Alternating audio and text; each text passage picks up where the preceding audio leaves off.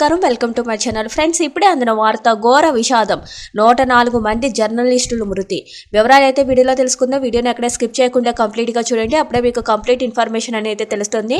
అలాగే ఇప్పటి వరకు మన ఛానల్ ఎవరైతే సబ్స్క్రైబ్ చేసుకోలేదో దయచేసి సబ్స్క్రైబ్ చేసుకోండి. అదేవిధంగా లైక్ చేయడం మాత్రం మర్చిపోకండి. లేట్ చేయకుండా వివరాల్లోకి అయితే వెళ్ళిపోదాం. సంతోషకరమైన వార్త అయినా, కన్నీళ్లు పెట్టించే సమాచారమైన ప్రజలకు తెలియజేయడంలో జర్నలిస్టులు కీలక పాత్ర పోషిస్తారు. ఈ నేపథ్యంలో ఆ ప్రాంతం ఎంత ప్రమాదకరమైనదైనా వారి ప్రాణాలకు తెగించి వార్తను అందిస్తారు. ఈ క్రమంలో గజాలో నెలకొన్న ఉద్రిక్తతలను సంబంధించిన విషయాలను ప్రపంచానికి తెలియజేయాల్సిన జర్నలిస్టులు అదే యుద్ధంలో మరణించడం విచారకరం. ఈ ఏడాది ప్రపంచవ్యాప్తంగా 104 మంది జర్నలిస్టులు మృతి చెందారు. అందులో సగం మంది గజాలోనే మరణించడం గమనార్హం. ఈ మేరకు ఇంటర్నేషనల్ ఫెడరేషన్ ఆఫ్ జర్నలిస్ట్ ఒక నివేదికలో వెల్లడించారు. 2024 ఏడాదిలో 104 మంది జర్నలిస్టులు మృతి చెందారు.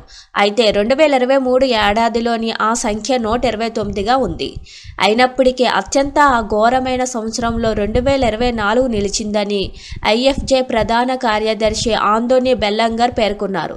2023 అక్టోబర్ 7న యుద్ధం ప్రారంభమైనప్పటి నుంచి గజాలో కనీసం 138 మంది జర్నలిస్టులు మృతి చెందారు.